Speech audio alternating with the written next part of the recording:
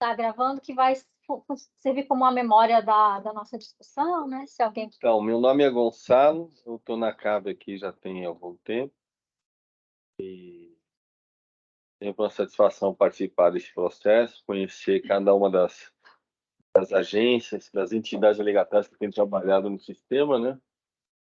E a G12 tem muita novidade aí para mostrar para a gente. Bom dia a todos.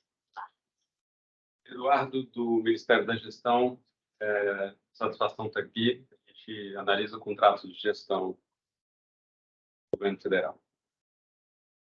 Pessoal que está online da casa. Olá, bom dia. Aqui é a Raquel, eu trabalho com o Eduardo no Ministério da Gestão e da Inovação e Serviços Públicos. Gonçalo, você não está aparecendo no vídeo. Ah, agora apareceu. Saia, tem que me apertar na mesa, até a câmera está meio fora. Mirela e Daniel, por favor. Oi, bom dia. Sou a Mirela Garaventa, servidora do Ministério do Meio Ambiente e da Coordenação de Planejamento de Recursos Hídricos. Já participei da CAV anteriormente e estou retornando esse ano. Daniel Martinelli Duarte, trabalho com a Mirela na CGRH, do MMA. Estou iniciando com muitas dúvidas que talvez causem assim, algumas controvérsias, mas sem problemas. Estou indo nos recursos hídricos desde 2007 e aprendendo com vocês. Vamos passar aqui a apresentação do comitê, do Doce e a G12, representantes. Bom dia a todos e a todas, prazer estar aqui hoje. Meu nome é Flamínio Guerra, sou presidente do CBH Doce. Bom dia a todos, meu nome é André, eu sou presidente da G12 e a GEVAP. Bom dia a todos e todas, eu sou Luciana Figueiredo, sou analista de programas e projetos aqui da G12. Retornei recentemente, né? Queria saudar a todos e todas que eu conheço e dizer que é um prazer conhecer, né, os novos membros da CAV. Passar a palavra aí para o pessoal que está online, da Ana. Zeca, Agostinho, Mari. Bom dia. Zé Carlos. Zé Carlos, faço parte da equipe da Grace, na qual é a Ana, especialista em recursos hídricos. Salve a todos, meu nome é Agostinho Trigo, eu faço parte da coordenação do Osman e do Luiz Pinheiro. Estou aqui também como observador para ir aprendendo essa interação com as entidades. Bom dia a todos, meu nome é Mariana, eu acompanho aqui, também estou aqui com a Grace na COAD, com a Grace e com o Zé, e estou acompanhando aqui o comitê. Bom dia a todos e todas. Prazer revê-los aqui, cumprimentar a Flamínio, presidente do comitê, cumprimentar o André, presidente da G12, junto com a Luciana. Bem-vinda de volta, Luciana. E, novamente, cumprimentar os colegas aí da CAV, né, que já é a segunda rodada aí da avaliação das entidades delegatário. Sou servidor da ANA, estou coordenador das instâncias colegiadas e, nesse caso, fiscal do contrato de gestão da G12. Deu, né? Bom dia. Meu nome é Grace, então estou coordenadora de apoio às entidades delegatárias que são as agências de água, né, a COAED, e sou membro da Comissão de Acompanhamento dos Contratos de Gestão. Já. Bom dia, pessoal. Eu sou o Osman, eu sou coordenador substituto das instâncias colegiadas do SINGRE na ANA. É isso. Então, podemos começar, né? Vou passar a palavra para a Carol, coordenadora. Bom dia novamente. A gente, então, agora vai tratar do contrato de gestão 34/2020. Já queria começar ressaltando e nos desculpando, porque o nome do relatório saiu como relatório final, mas é o relatório preliminar e a gente está aqui, né, para discutir algumas questões, esclarecer alguns pontos. Agradecer a presença, a participação de vocês. Para a gente, como o nosso tempo é muito curto, a gente tem que tentar ser bem objetivo nos pontos, né? Então, assim, vamos nos ater aos indicadores que realmente né, teve alguma questão. Então, assim, o indicador 1 e 2, que trata, né, do atendimento das demandas do comitê e da realização dos eventos, das reuniões, a G12 cumpriu plenamente a meta pactuada. No indicador 3 também, né, que trata da execução física das ações priorizadas. E aí, a gente vai se ater um pouco mais ao indicador 4 e 5, que foram os indicadores, enfim, que tiveram maior, né, impacto no atingimento da meta, tiveram um alcance parcial, e a CAV observou no relatório da G12 que vocês relatam a entrada de um recurso de 12 milhões, que não havia uma previsibilidade de quando ele entraria, e que essa questão impactou no atingimento da meta. De fato, assim, a gente chegou a recalcular a meta tirando esses 12 milhões, mas ainda assim, né, a meta ficaria distante ainda de ser atingida, né? Então, a gente queria conversar um pouco com vocês para entender. Até eu peço para a Raquel ajudar aí um pouco, Raquel, que é a Raquel que se debruçou um pouco mais detalhadamente no relatório da G12, porque a gente observou que, olhando a pactuação de metas ao longo do tempo do contrato de gestão, vocês foram bastante ousados, digamos, né? Assim, a meta de 2021 era 20%, para esse ano já 40%. E aí a gente queria entender um pouco qual foi a lógica e a expectativa naquele momento, né?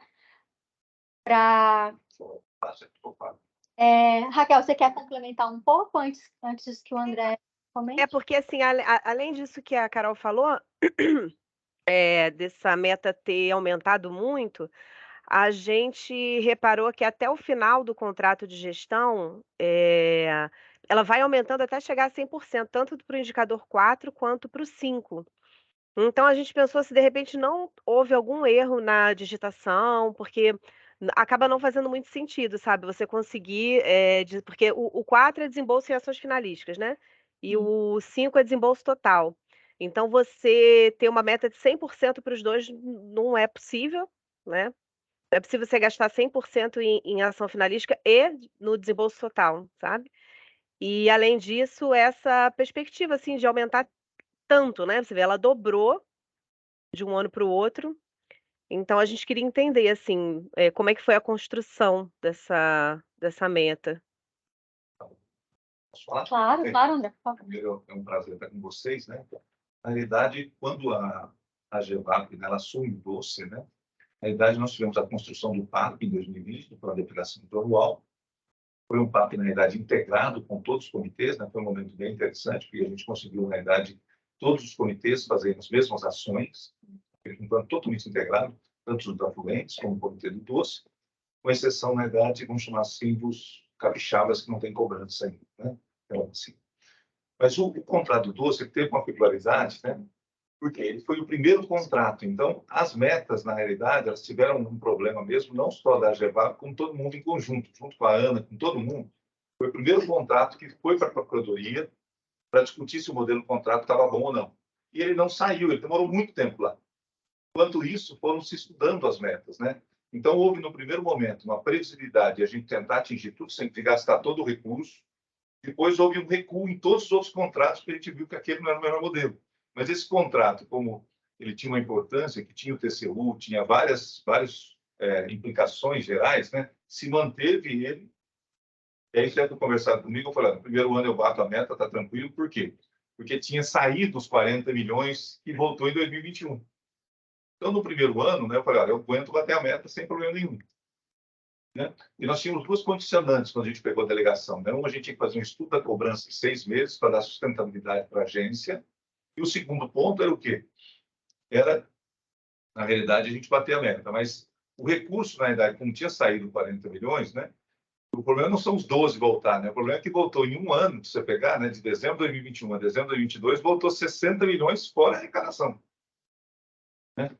Então, quando a gente fazia a simulação na realidade, né, estava fácil, porque a gente tinha uma simulação que a gente ia bater as metas. Mas o contrato de gestão em si, né, tanto que a gente já tinha elaborado uma carta para esse ano, para a Ana, né, a gente só ficou de mandar depois dessa avaliação, onde a gente solicita, né, a alteração das metas. Né? Por que não foi mandado ano passado? Né? A gente tinha feito uma análise, a gente ia ter uma nota mais ou menos de 7 a 8, a gente já sabia disso. Né? Mas por quê? Houve uma discussão muito grande no aumento da cobrança. Muito grande, né? Lembra que no doce, os 3 maiores pagadores, 75% está focado na Suzano. Depois nós temos uma parte que está na Cenipra, né, que é outro, e depois o site do governador Valadares que não paga. Né? Então nós tínhamos, na verdade, uma discussão foi muito conflituosa, né? Então a gente achou melhor não alterar a meta e alterar somente para o terceiro ano. Então foi, na verdade, um combinado, então a gente sabia da nota nossa, não seria a melhor nota possível, mas foi uma questão, na realidade, adotada no melhor ponto. No primeiro, foi o primeiro contrato que saiu, então as metas, na verdade, foram erradas, porque fez uma discussão de gastar todos 100%. E aí os outros contratos todos foram feitos de maneira diferente, certo? Que são os contratos que vão até 45%, 50%. Né? A nossa alteração, inclusive o próprio AGEVAP, que eu tomo conta também, a gente ali já viu que tinha um erro, corrigimos lá. Tá? Mas aqui, na verdade, por ser o doce, por vários outros componentes que tinham, os outros dobramentos que podia dar, a gente manteve a meta. Então, na verdade, a gente sabia o que ia acontecer. Mas lembramos um detalhe importante, né? Toda a história, nos últimos 10 anos do doce, o maior gasto que ele teve foi 4 milhões. A gente gastou no primeiro ano 6, no segundo, na realidade, já gastamos 13. Tá? E uma outra coisa que aconteceu no pacto também, que é importante para todo mundo ficar na mesma página, né? O que é importante para mim, para a agência, né, em si? É a gente conseguir definir com o comitê um programa perene, um programa que eu tenha todo ano, que isso me garante o desembolso para sobrar pouca gente que eu tenho trabalhar em gestão.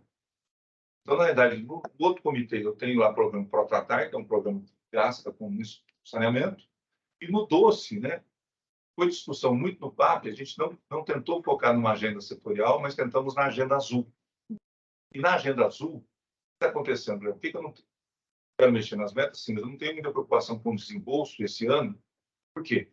Nós estamos fazendo 11 projetos gigantes para criar uma perenidade em programas de segurança hídrica nos mananciais de abastecimento. Programas de redundância de abastecimento. Então, tem 11 municípios inscritos. Nós estamos elaborando os 11 projetos agora e depois vamos aportar recursos até o final do ano, criando uma sinergia de todo ano ter recurso nesses projetos de segurança hídrica. Igual a gente fez com o ProTratar, quer dizer, foi uma questão de planejamento. Então, esse ano, a gente tem uma nota de 7, alguma coisa, tá joia, mas nós sabemos que dá uma garantia que nos próximos anos a gente já tem as nossas metas de embolsos garantidas. Mais ou menos uma estratégia. Tanto que, se você pegar a nossa meta 3, que é estratégica, né? Diferentemente do SEIVAP, eu não adotei uma meta que é fazer um planinho. Eu adotei uma meta para fazer esses projetos, esses 11 projetos. Então, a meta 3 minha foi estratégica. Foi o quê? É a meta minha de desembolso ao longo dos próximos anos. Então, a meta 3, então, para mim, que era a mais importante. Eu tive a nota máxima. E aí, agora, eu garanto fazendo os projetos e garanto os desembolsos dos próximos anos. Então, essa foi a estratégia utilizada. Então, o valor do 100% está errado mesmo. Por quê? Mas foi um adotado naquele momento, foi o primeiro contrato. Vamos fazer um contrato para mandar para a procuradoria, para dar tempo. E aí foi correndo aqui, a gente corrigiu em todos os outros, tá? Mas esse aí, na verdade, e depois, no segundo ano, não, achou melhor não mexer, por causa da grande briga que estava na bacia, para o valor da cobrança novo, né, que a gente fez 67% de aumento, escalonado, né, 3 valores. Então, esse ano aqui é aumento, por quê? O próximo ano está previsto 60%, né? Então, 60% é um valor grande. O 40% ainda não era tão grande, mas 60% é muito forte. Né? Pois é. Então, a ideia nossa, né, a carta está até pronta, né? Só depois da reunião de mandaria, né? Na verdade, a carta estava pronta, né? Só falei, segura até para explicar, né? Porque não é todo mundo que tem essa história, né? Quem tinha muito essa história era o Volney, talvez você participou um pouquinho da construção do PAP, né? Da construção do PAP lá, o Osman talvez menos que está mais no CEIVAP, Lulinha um pouco também, tá? Mas isso é a história, tá? Então, para nós, na verdade, não foi uma surpresa, não. Tá? A gente quer 10, né? Tá no CEIVAP, não sei, a gente quer 10, mas, na verdade, a gente sabia que não era possível nesse ano. Diga, Raquel. Não, desculpa, só assim a título de curiosidade, qual é a proposta de vocês para as próximas metas? Dos indicadores 4 e 5. A ideia nossa seria seguir com a meta, né, igual do CEIVAP. Qual foi a meta do CEIVAP, né? O CEIVAP tem uma história interessante, porque agora, a partir desse ano, ele já começa a gastar o juro do dinheiro. Então, a gente já gastou todo o total arrecadado, né? Nós temos 70 milhões em conta. Esse ano nós temos um edital que vai ser de 60 milhões, que é o edital do Protratar, e a partir daí, na realidade, a gente vai trabalhar com o financeiro, né? E aí vai partir ano. Então, a nossa meta é a mesma proposta que está no CEIVAP, que é o indicador 4, na realidade, 35,40 e 35,40, né? Então, seria nessa meta. Quer dizer, na realidade, é praticamente voltar para a meta desse ano, né? Nós temos somente no programa de segurança hídrica, nós temos um desembolso previsto de 38 milhões, né? Quer dizer, então, esse é o grande foco. Quer dizer, a gente tem um projeto grande, perene, que a gente foca nele, né? Aí a gente consegue realmente fazer o desembolso. E, normalmente, você pegar técnico na G12, você tem 4 técnicos, né? 4 técnicos fortes trabalhando em todos os projetos de 7 comitês. Então, na verdade, a gente tem que ter um grande que a gente foca nele, e os outros trabalham nas outras ações que são previstas, né? Por causa a gente tem que manter o 27,5, né? Bom, mas essa é a nossa proposta. André, Tá bom, obrigada. Se você puder comentar um pouquinho também, porque o plano do doce está finalizando a revisão, né? E aí, como que vocês estão enxergando isso impactando o PAP e o próprio contrato de gestão, né? Tínhamos vários desdobramentos que aconteceram de acordo com o plano, né? O primeiro desdobramento é a discussão da cobrança mesmo, né? Então, vários desdobramentos que o plano tinha uma previsão em maio desse ano, né? Nós já estamos agora trabalhando em setembro. Lembrando que no doce não é só a execução do plano, também está junto o enquadramento. Sim. Já foi uma determinação junto com o TCU. Então, está previsto as duas coisas, né? O enquadramento está dando bastante cochicho, né? Natural, né? Sim. Principalmente no comitê do Piracicaba, do Fluente, porque eles já tinham um enquadramento antigo. E aí você conseguir mudar um enquadramento muito previsto em classe especial e 1, né? Existe, né? Até para qualquer coisa que for pensar. Então, o que a gente, na verdade, a gente estava fazendo o plano, de repente a gente sentou com a ANA também, sentamos com o comitê, incluímos as nossas ações que estão sendo feitas dentro do plano, porque esse é um grande receio, né, que criar outras ações e tudo que a gente está fazendo, o que faz? Então, não, agora, nesse momento, está bem pacificado, né, as ações que estão sendo construídas, né, o comitê, as grandes ações dele, na realidade, os comitês afluentes, é o programa de equilíbrio, que é a composição florestal, nascentes, proteções, e o outro é saneamento, e o doce é, na realidade, segurança hídrica no bacio, né?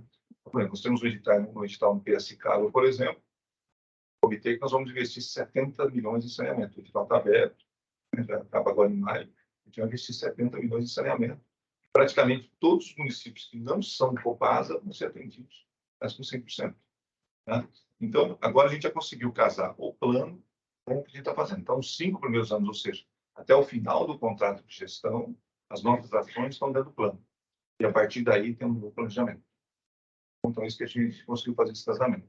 Tá, mas e o PAP, como é que fica? O PAP, na realidade, né, a gente vai fazer agora com a revisão do plano, nós vamos fazer a revisão do PAP, mas é ainda casado dentro das metas do contrato de gestão, porque se o plano não conversar com as metas do contrato de gestão, não tem jeito.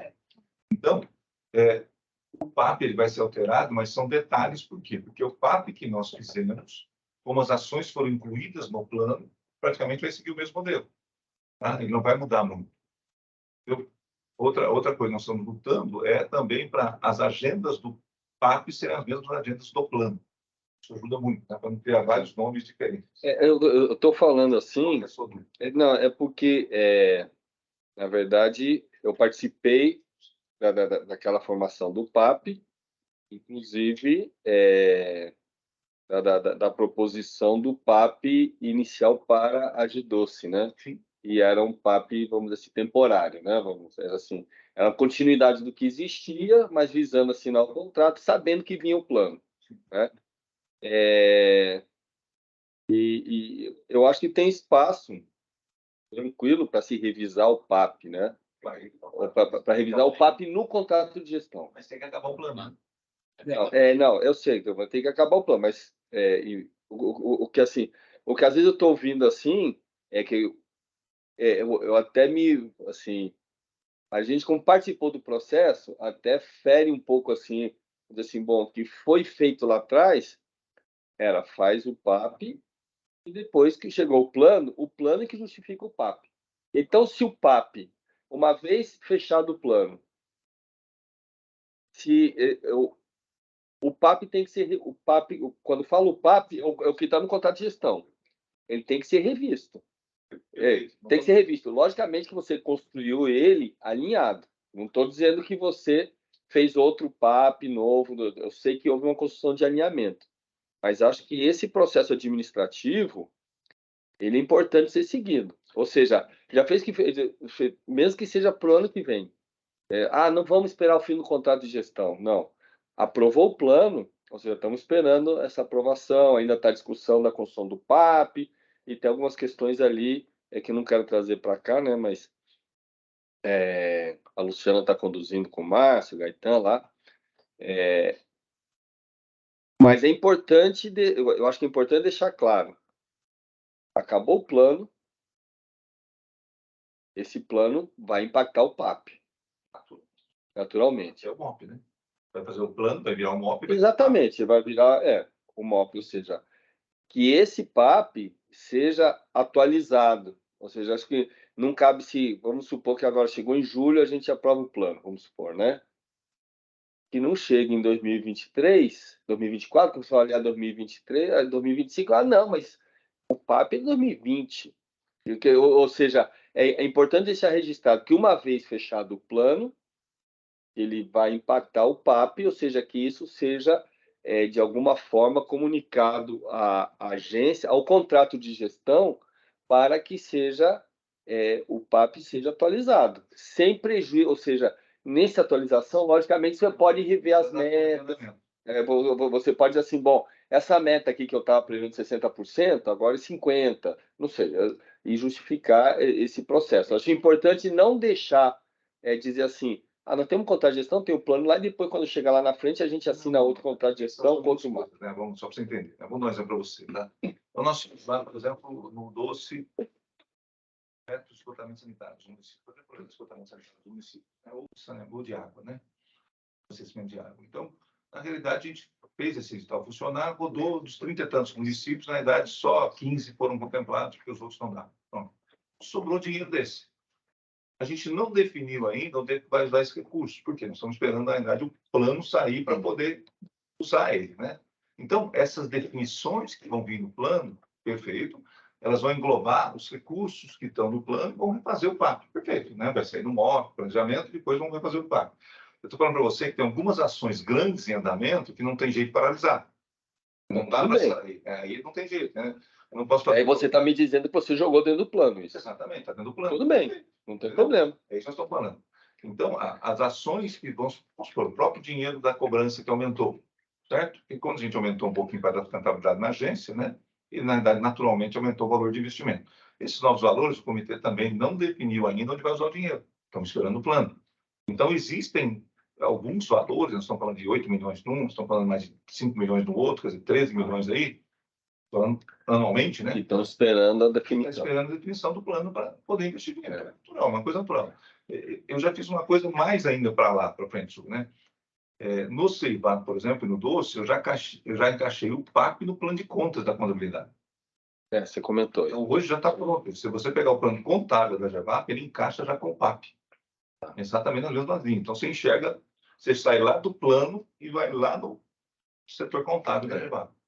Então, mas o que você falou está correto, né? O que eu estou falando só é o seguinte, tem algumas ações muito grandes, né, que não...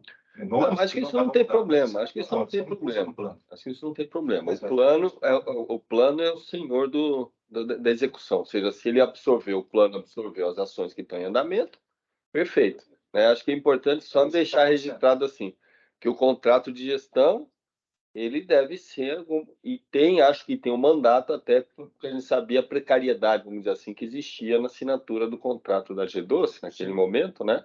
Final de plano, TAC em andamento, etc. e tal, né? Então, é importante que ele seja atualizado no momento correto, né? Que terminando o plano, haja uma solicitação de aditivação no contrato de gestão. Luciana pediu a palavra.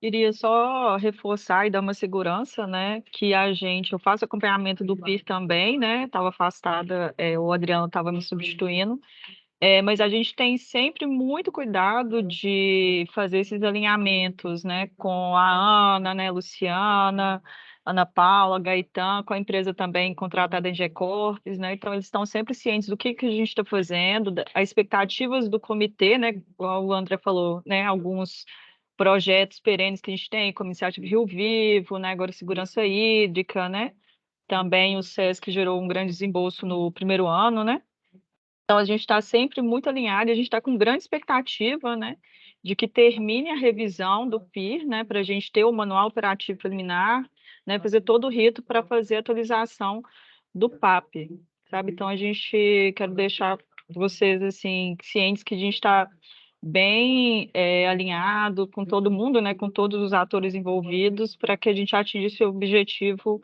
em breve, né, igual o André falou, né, a gente está passando por algumas situações, né, principalmente porque tem a discussão do enquadramento, né, que é recente algumas bacias, mas no Piracicaba desde 84 que a gente tem, né, a gente está passando algumas discussões calorosas, digamos assim, mas que em breve vai ser tudo resolvido, tá?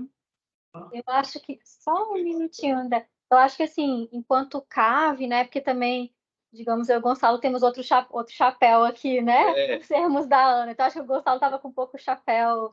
um chapéu Ceflan, um pouco. Ceflan, mas assim, enquanto CAV, eu acho que a preocupação, assim, a minha pergunta veio do sentido de se vamos pensar numa adequação dessas metas, que isso já leva em conta que temos um plano em finalização né, que o PAP vai ser adequado para a gente não precisar repactuar metas muito proximamente. Eu acho que, enquanto CAV, a preocupação é um pouco nesse sentido, né? Ou seja, é melhor, por exemplo, assim, no contrato que nós vimos agora e outro que nós vamos ver depois.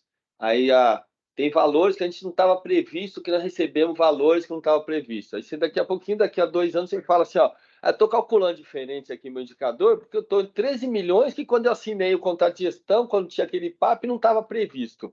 Mas a gente fala, mas como não estava previsto em 2022, você sabia desse valor, né? Então, e o instrumento do plano, ou seja, é mais importante, que a gente comentou no contrato anterior, que é da PCJ, eu recebi um dia da Sabesp, falando, nós não usamos esse dinheiro no cálculo porque a gente não estava previsto, mas algum conhecimento havia, né? Então, acaba refletindo uma execução que diz assim, mas o meu indicador vai ficar ruim se eu colocar aqui no meu denominador essa disponibilidade aqui de 13 milhões, né? Porque eu não estava prevendo lá naquela época, né? Tá, entendeu? Vai fazer o quê? Então, exatamente. Então, é mais importante para a gente, que a gente quer dizer assim, é mais importante a gente ser transparente na execução dos recursos, né? Ou seja, dizer assim, ó, o recurso da cobrança está sendo aplicado de acordo com o plano e foi assim. Esse que é o objetivo da avaliação. Se nesse processo você tem que modificar, fazer um aditamento, lembrando aqui que nós não temos aquelas regras de aditamento de 25% de prazo, não, porque aqui o seu objetivo é executar o dinheiro. Então, se você tiver que aditar ali as metas, aí ia gastar 20 milhões, agora vou gastar 40, 100%, mas não é, né? Não é contrato administrativo. Então, você tem essa liberdade, porque o seu objetivo é executar, né? Ou seja, então, eu achei importante, acho que ter essa liberdade, queria deixar só claro isso. Tá bem claro. Na verdade, a gente, inclusive, quando a gente fez a carta, não foi exatamente... porque o plano, né? A gente estava em maio, estamos em setembro, está uma luta, né? Não é uma coisa simples, né? A gente sabe que o enquadramento, principalmente, vai pegar, né? Eu trago um outro ponto, que aí o pessoal da ANA, acabei de falar com o Thiago, vocês têm que pensar um pouquinho, eu estou começando a ter outro tipo de problema agora com o MOP. Qual que é um outro tipo de problema, né? Nem esse contrato nunca tem ainda um MOP, né? Mas qual que é? A gente construiu um MOP baseado no recurso que nós vamos arrecadar nos próximos 15 anos, tá? No CEIVA, por exemplo. Né? E aí, quando foi discutir cobrança, o pessoal falou, mas para que aumentar o valor? Já tá, a gente só fez com o dinheiro que tem em caixa, não precisa aumentar nada. Você está entendendo? Precisa tomar cuidado com isso. Foi uma boa visão, foi uma visão interessante que a pessoa teve. Né? Eu fiz uma previsão do MOP de 15 anos lá. Fiz com o dinheiro que eu vou arrecadar em 15 anos, dinheiro, a previsão da arrecadação que eu tenho hoje. Né? Então, alguém pergunta, mas vai aumentar o valor para quê? As ações já estão previstas, o plano está feito, o MOP está feito, vai mudar o MOP, então tudo com um novo valor de arrecadação? Está prevista outra coisa que não está no plano? Então, é uma coisa para a gente começar a pensar um pouquinho, né? Porque o que a pessoa falou está correto. Né? Não tem erro aí, que ela falou. Né? Mas vamos voltar aqui, só para falar para você que nós vamos viver o MOP agora, né? Que a gente tem que tomar cuidado com isso. Então, para mim, né, está muito claro, quer dizer, aqui, as nossas metas, na realidade, quando a gente fala de diminuir, não é diminuir para bater o 10, não é isso, né? Deixar as metas mais coerentes com a possibilidade da agência, né? Na realidade, nós temos hoje, já tem contrato de gestão na realidade da ANA, nós temos, na realidade, 5 pessoas, mais 4 técnicos, nós temos 9 pessoas, né? Que atendem o contrato, tendo das 9, uma ainda é da pessoa que cuida da limpeza, então podemos falar que são 8, né? Mas é importante a pessoa da limpeza, talvez será mais importante que faz o café e o bolo, né? Talvez será mais importante que nós no processo, a Miriam, né? Mas aqui, na realidade, a gente trouxe 5 metas para a realidade. Acho que trabalhando com o dinheiro que hoje tem os valores que estão previstos no CEIVAP, a gente consegue realmente também atender o contrato e fazer e chegar a qual que é a previsão, tá, gente? Só para vocês entenderem as outras metas como é que foram construídas. E a ideia era chegar no final de 2025 e ter 2 receitas. Uma receita que ia arrecadar e mais uma receita em caixa, algum problema que desse no sistema. Então, essa conta, na realidade, que nós estamos fazendo para trazer, na realidade, com os nossos programas, os nossos projetos, os nossos desembolsos, para a gente chegar no final de 2025, ter uma receita que vai estar entrando e ter uma receita em caixa. Então, isso foi a previsão que fez. Bom, a gente vai entrar com as metas aí. André, uma questão bem pontual do indicador 4, que surgiu depois numa conferência, né, nem apareceu aqui no nosso relatório preliminar, é o seguinte: quando a gente percebeu que o valor desembolsado em ações finalísticas, ele está vindo do valor do desembolso total, não, mentira, o desembolso total menos o que vocês indicaram como valor desembolsado em ações finalísticas está dando o valor do custo administrativo da ED. Deu para entender? O desembolso total, se você subtrai... Isso. Só que tem uma questão que no indicador 4, no contrato de gestão, ele fala que o desembolso é em programas, ações, projetos, exceto o custeio do comitê. E se você... Linha 3 do PAP. Então, se você... como o custeio... Essa linha 3 vai entrar onde? Ela não entra no cálculo. Não, mas ela entra onde? Total só? Total só. Então, na verdade, o valor de desembolso em finalística vai ficar um pouquinho menor, só que a gente não tem como chegar nesse valor. É porque o indicador 4, o objetivo do indicador, né, é avaliar o desempenho da ED no gasto com finalidade 1 e 2, né, ações do plano. É porque, assim, a linha 3 do PAP, ele é 92,5 por conta de uma resolução da ANA. Eu vou enquadrar essas atividades, por isso que ele é uma linha separada. Para mim, na realidade, eu entendimento, mas na minha, né, o comitê, na realidade, né, é que nem quando eu falo de investimento, para mim está incluso o projeto e a obra. Né? Então, quando você fala para mim, na realidade, que o comitê que quem discute, na realidade, os investimentos, né, a minha cabeça, até hoje, ele está no 92,5. Ele estaria no investimento. O custeio está no 7,5. Eu não pago nada para o comitê de 7,5. Então, mas a linha 3 do PAP é 92,5.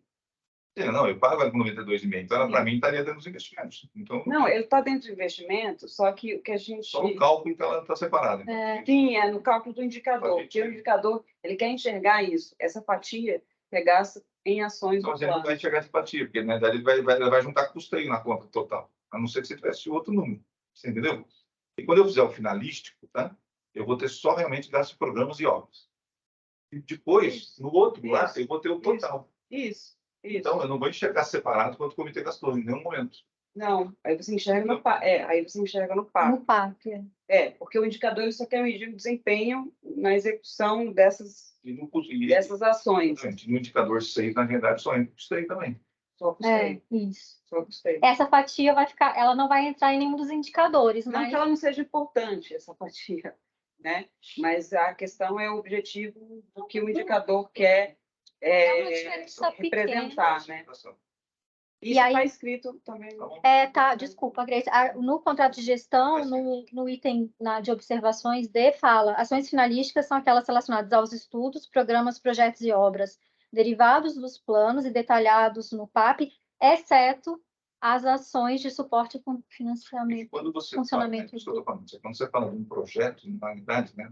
É que nem quando você falava, para mim, devia estar em projeto comitê, tá? Vamos tirar ele depois, sem problema, mas para mim ele está totalmente linkado, né? Porque ele já não define um projeto, nada que a gente faz sem o comitê. Então você perde o sentido. E às vezes, né? Eu me lembro até em 2013, mais ou menos, um pedido da Ana, quanto tempo fica parado no comitê o projeto? Porque ficava discutindo, né? A Aline, que está ali, ó, ela fez, na verdade, uma linha do tempo. Ela fez uma linha do tempo, né? Mostrando quanto, às vezes, ficava 7 meses parado no comitê. Né? E aí, na época, no contra-gestão, foi colocado no máximo 6 meses. Né? Porque isso aí ficava rodando. Então, na realidade, né, o comitê, para mim, ele faz parte do projeto. Né? Não pode ficar fora do projeto. Certo que o comitê hoje, né, o valor dele é muito pequeno, né? Perto dos gastos hoje que tem. Eu diria até, tende a zero, né? Fazendo um limite, ele tende a zero. Então, não vejo problema nenhum. Vai ser um valor pequeno. E aí, assim, como a gente não consegue retirar esse valor dos dados e a gente está em mãos, aí a gente gostaria de solicitar que vocês nos encaminhassem, por favor. E, assim, abro a palavra aí para os demais, mais do que eu tinha anotado aqui, passamos por todos os pontos. E você, se André... Só para eu confirmar aqui, então, a proposta para o indicador para 24 e 25. Para o indicador 4 é 35% e para o indicador 5 é 40%? Exatamente. Tá. Mas ainda vai chegar formalmente. Vai chegar, exatamente.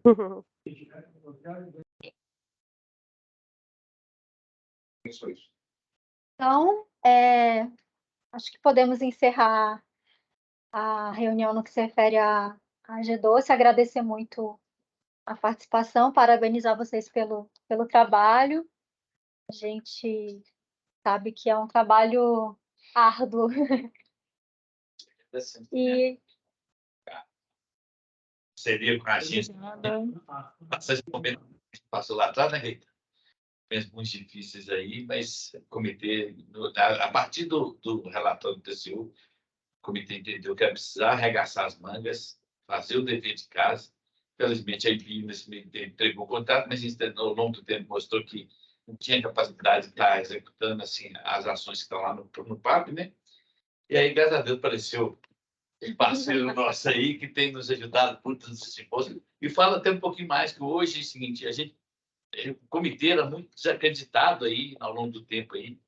O próprio Rio Vivo, né, que a gente chegou, vendeu, eu gosto de citar, que a gente vendeu loja na Lu para proprietário rural e ele aceitou e a gente sumiu. Né? Agora a gente está retomando com as ações, sabendo a dificuldade do descrédito que a gente teve, mas a gente está conseguindo. Agora está acertando o norte. Agora nós estamos acertando, as porteiras estão se abrindo. E a própria relação com as prefeituras, né? Porque hoje a relação com as prefeituras mudaram bastante. Né? E ainda assim, muito que a gente vive numa bacia com mais de 80% de municípios pequenos, e hoje a gente tem uma troca com os municípios importante. Inclusive, a gente está pegando até na mão deles para ajudar a escrever os projetos, né? A gente está nos editais. O comitê deu overbook, o município deu overbook. Então, graças a Deus, a gente está virando essa parte. Você fez tipo o Procomitê lá? Não, Procomitê não, como é que chama lá o Escola de Projetos? Escola de Projetos, é o mesmo projeto. Muito importante. E os municípios, por exemplo, ano passado tive o pessoal de Abraço, que eu até vim aqui nos ajudar. Então, a gente está disponibilizando esse pessoal para poder estar ajudando a poder fazer toda a parte de inscrição nos editais. Essa troca está muito boa, graças a Deus. Falo, né? Olha, não tem como dizer. O problema está no município, né? A gente aqui, às vezes, aqui ou em qualquer lugar, né? Trabalhando um pouquinho no das cidades, a gente cria regras bacanas, fundamentais, tecnicamente perfeitas, mas existe uma dicotomia entre o município e as regras que é muito grande. O município não tem opção. A própria Caixa Econômica Federal, municípios de 100 mil habitantes, que na verdade tem uma coisa aquisitiva, ela coloca um técnico que chama gestor de convênio, gestor municipal de convênio da Caixa, ele fica full time no município ajudando o município.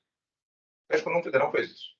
Porque senão nem os convênios não conseguem prestar conta, né? Não conseguem fazer isso. Então, nós adotamos, na realidade, né, tanto lá quanto aqui, o município de Pedro Forte. E você imagina, você vai discutir o município que tem Copasa, por exemplo. Não tem nada de esgoto. Não tem nenhuma pessoa que trabalha com esgoto. Você vai discutir com quem no município? Ninguém entende de esgoto. A gente ofereceu para o município que queria conversar com a gente, um município lá de Água do Paraíba, né? Conversar com o município. A gente vai dar um curso aqui, vocês dão 2 estagiários, a gente treina eles, tudo. O pessoal do município, não tem jeito de a gente participar dos cursos também? O município não tem disputa de água, né? Porque lá ainda fez a concessão. Fala, mas quem vai tomar conta da concessão, né? Então, acho que... A operação é um gargalo, então, um grande gargalo também. Isso até resolve a questão. Nessa parte de projeto é um dos grandes, é histórico, assim. Para a gente perguntando onde é que foi concedido no município. Olha, pergunta aí. Onde foi concedido? Nós, vocês que sabem, a gente não sabe. Qual que é a minha área que fez a concessão da água e do esgoto? Imagina o município ligando para a gente perguntando essa pergunta. Tá, mas vamos lá. Então, vamos lá. Muito obrigada. Então, vamos...